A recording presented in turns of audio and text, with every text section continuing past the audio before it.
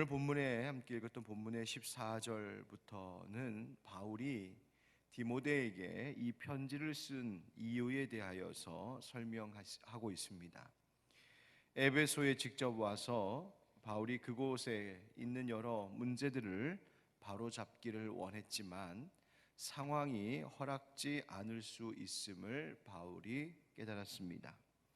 그래서 말하기를 15절에 만일 내가 지체하면 너로 하여금 하나님의 집에서 어떻게 행하여야 할지를 알게 하려 함이니 이 집은 살아계신 하나님의 교회요 진리의 기둥과 터니라. 아멘. 이렇게 말하고 있습니다. 여기서 만일 내가 지체하면이라고 하는 이 말을 통해서 알 수 있는 것은 당시 바울이 자기가 이제 복음을 전하다가 결국 잡혀 옥에 갇히는 일이 일어나게 될 것을 직감했다는 것입니다.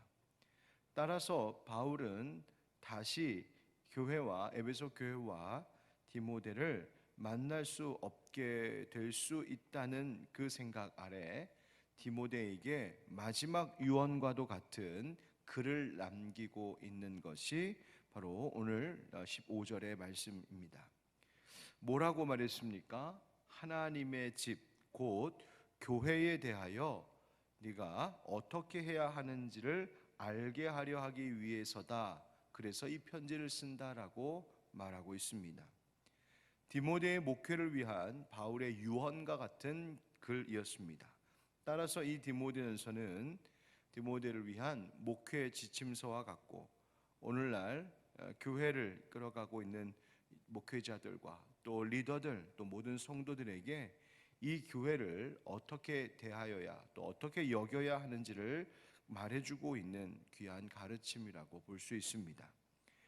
이 목적을 밝히면서 그 기본이 되는 말씀이 무엇인가 보았더니 바로 교회가 무엇인지 그 교회의 정체성에 대하여 가르쳐주고 있습니다.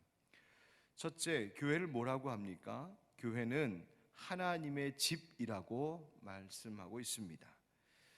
여기서 집이란 건물을 가리키는 말이기도 하지만 동시에 가정을 의미하기도 하는 말입니다.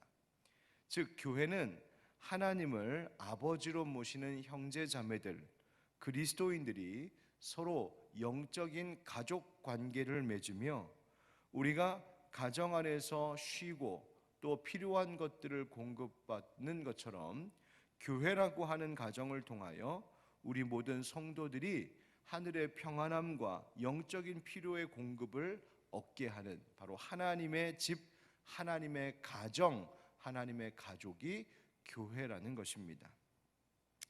또 두 번째로 교회는 이 집은 살아계신 하나님의 교회다라고 말하고 있습니다. 즉 살아계시다라고 하는 것에 방점이 있습니다. 죽어있는 헛된 우상과 같지 않으신 분이 우리 하나님이십니다.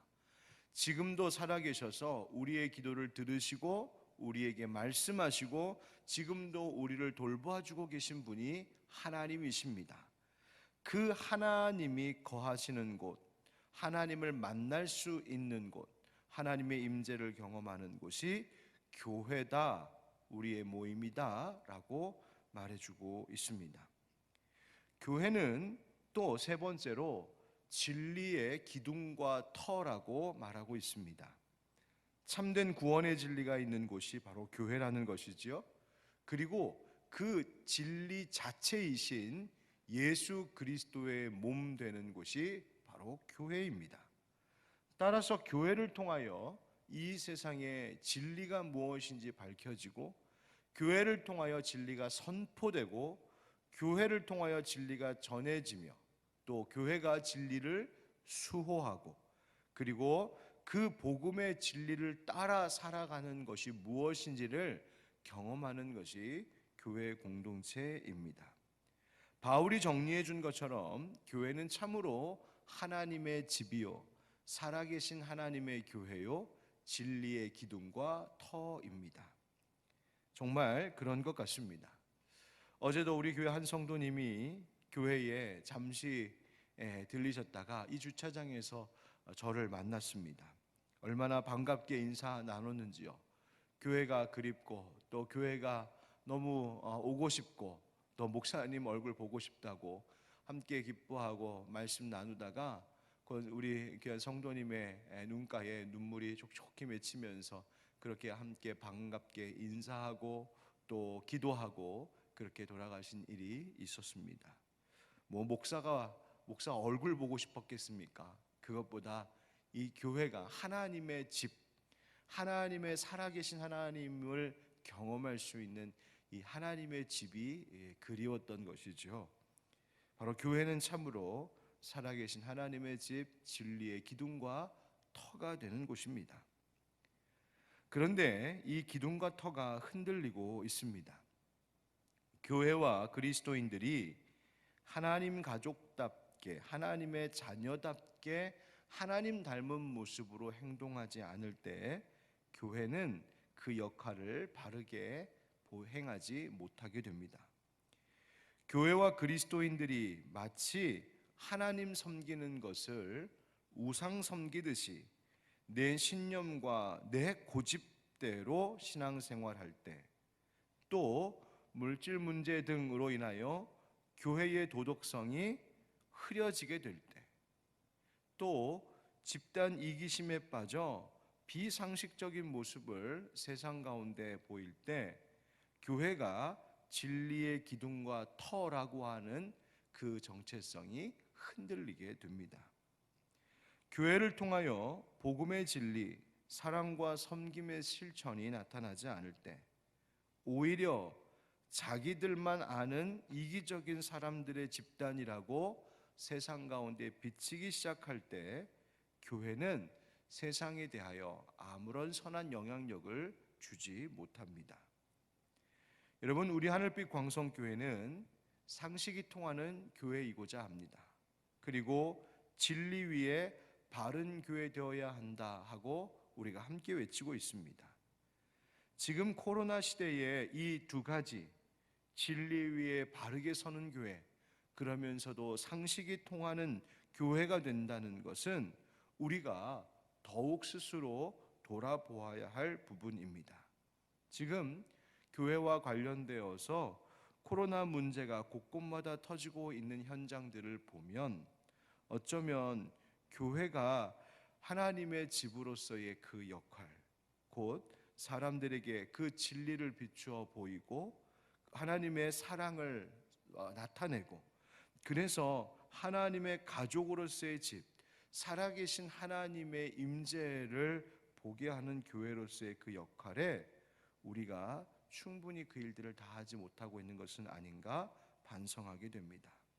여러분, 우리 하늘빛 광성교회도 다른 누구를 탓하고 말하기 전에 과연 우리가 하나님의 가족의 집으로 살아계신 하나님의 임재를 경험하는 교회로 복음의 진리를 수호하고 실천하는 그런 참으로 사랑의 교회, 진리의 교회, 동시에 상식이 통하는 교회인가 우리 스스로를 돌아보고 그렇게 되도록 우리가 더욱 힘써야 하겠습니다. 그런 우리 하늘빛 광성교회 그리고 우리 모든 한국 교회들이 될 수 있기를 예수님의 이름으로 축복합니다. 본문은 이제 이어서 16절에 그리스도의 승리와 영광을 찬양하는 아름다운 노래를 부르고 있습니다. 16절 말씀처럼 크도다 경건의 비밀이여 그렇지 않다 하는 이 없도다. 이어지는 16절 말씀 계속 보면 그는 육신으로 나타난 바 되시고 영으로 의롭다 하심을 받으시고 천사들에게 보이시고 만국에서 전파되시고 세상에서 믿음 바 되시고 영광 가운데에서 올려지셨느니라. 아멘. 여러분, 이 방금 읽은 이 말씀은 초기 기독교 선포의 핵심이 되는, 즉 복음의 핵심이 되는 말씀입니다. 소위 예수님의, 우리 그리스도의 생애라고 할 때 예수님의 이 땅에 오심부터 승천하시기까지의 그 모든 것들을 이야기하고 있습니다. 예수님의 성육신을 지금 말하고 있죠. 육신으로 나타난 바 되시고, 그 다음 성령님에 의해 의롭다 하심을 받으시고, 천사들에게 보이시고, 즉 볼 수 없었던 하나님을 볼 수 있게 하셨고, 그리스도께서 만국에 전파되시고 그리고 온 세상이 그리스도를 믿게 되었고 그리고 승천하신 예수님, 바로 이것이 기독교가 선포하고 온 예수 그리스도의 생애 곧 진리의 말씀 핵심입니다. 여러분, 우리가 날마다 붙들고 살아야 될 것이 이것이었습니다. 초대교회 성도들은 신앙생활을 해나가는 자체가 목숨을 거는 것만큼 어렵고 무서운 일이었을 텐데, 바로 다른 것이 아닌 방금 읽었었던 이 16절의 말씀이 진리입니다, 이것이 우리에게 복음입니다 라고 하는 이 선포의 말씀을 붙들고자 생명까지도 바쳤던 것이었습니다. 교회가 여전히 계속해서 말하고 지켜야 할 것이 바로 이것입니다. 사람들의 생각, 사람들의 일, 사람의 목적, 여러분, 우리의 일하고 우리 생각하고 우리를 목적으로 하는 것이 교회가 아니라 바로 예수 그리스도에 대하여 우리 예수 그리스도께서 참 진리이심을 전하는 이 일을 위하여 우리가 그것을 붙잡고 수호하고 우리가 노력하는 것이 교회입니다. 그리스도의 교회를 이루는 일꾼들, 우리가 어제 나눴던 것처럼 감독처럼 집사처럼 오늘날 우리 교회의 목회자로 장로로 안수집사로 권사로 집사로 여러 직분들을 맡은 모든 일꾼들이 동일하게 붙잡고 이것이 우리의 참 목적임을 잊지 말아야 할 것이 바로 예수 그리스도가 우리에게 참 복음이요 진리라고 하는 이 사실이 교회와 성도들 모든 일꾼들의 참 목적임을 잊지 말아야 합니다. 그것을 잊지 않고 그에 합당한 삶을 살아가며 교회를 세우고자 할 때 아무리 어렵고 힘든 이 시대 속에서도 교회는 평안하여 든든히 세워져 갈 것입니다. 교회가 교회답게 되는 것이죠. 이 코로나 시대에 우리가 또 이 세상이 기대하고 있는 교회가 바로 그런 교회가 아니겠는가 생각하게 됩니다. 이어지는 4장 1절부터 4절 말씀에는 그런데 이와 같은 교회에 거짓 가르침을 주던 이단 영지주의자들에 대한 말씀이 나옵니다. 초대교회 때부터 영지주의 이단은 교회를 괴롭혀왔습니다. 소위 이원론이라고 하는 것 때문입니다.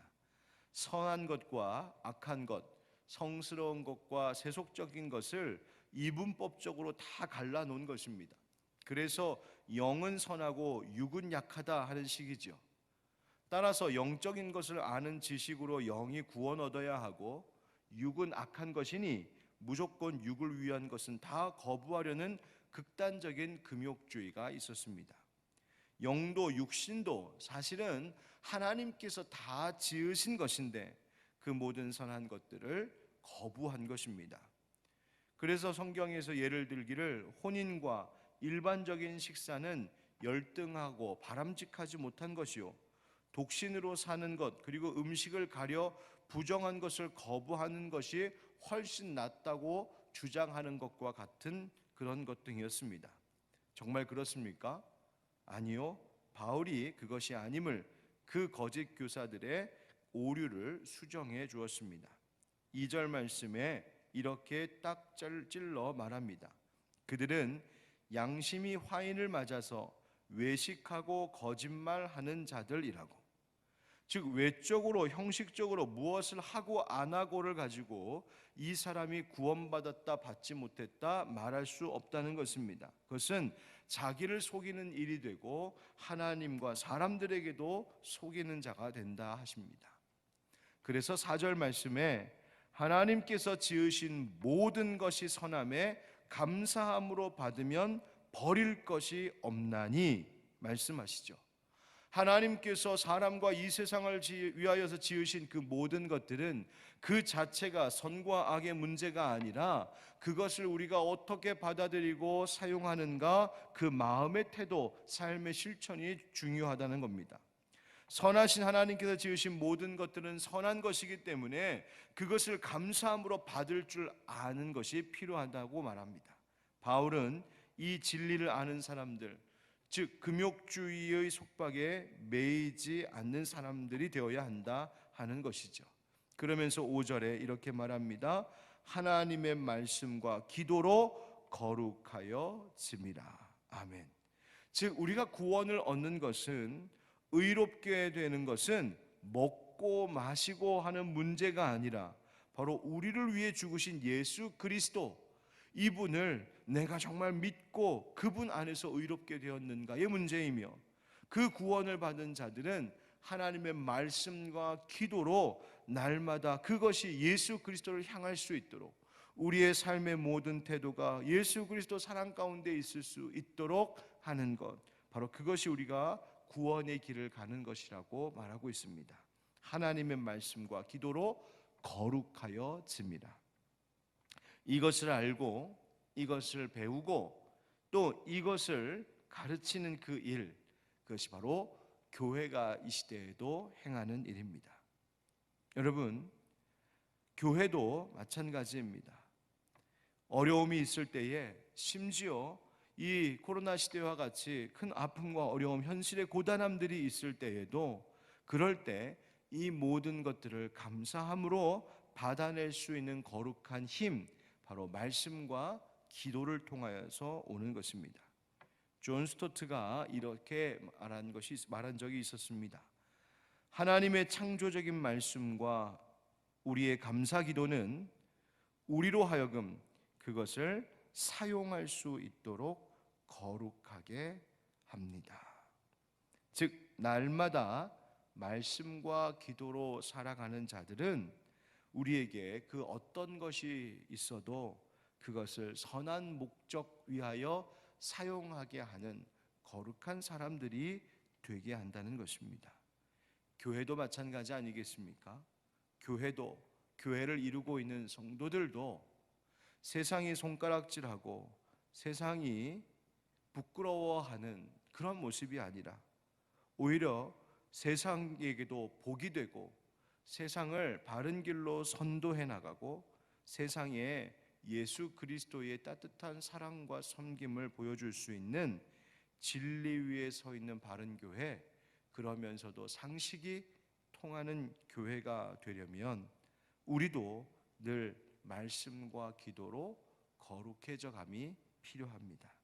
이 어려운 때에 우리 사랑하는 성도님들, 이 새벽에 우리가 늘 말씀과 기도로 모이듯이 하루 일과 속에서도 하나님의 말씀과 기도로 우리의 마음과 행동이 늘 주를 향하여 있어서 하나님의 집, 살아계신 하나님의 집인 이 교회를 잘 지켜내고, 그리고 세상에 선한 영향력을 미치는 우리 하늘빛 광성교회, 그리고 우리 모든 성도들 되시기를 예수 그리스도의 이름으로 축원드립니다. 아멘.